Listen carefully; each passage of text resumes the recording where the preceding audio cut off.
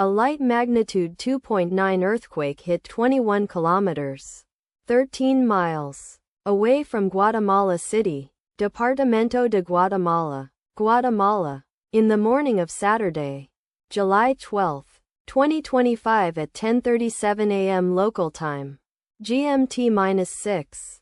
The quake had a very shallow depth of 9 kilometers, 5.6 miles, and was reported felt by some people near the epicenter. First to report, INETER after 4 minutes. The earthquake occurred 1 day 5 hours after a magnitude 3.2 earthquake had hit on Friday, July 11, 2025, at 5:58 a.m. GMT-6 local time, in 11.6 kilometers, 7 miles, distance to the south. Data source from Volcano Discovery. Did you feel it?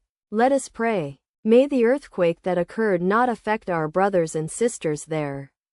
May the earthquake not happen again. And may God protect everyone. Amen.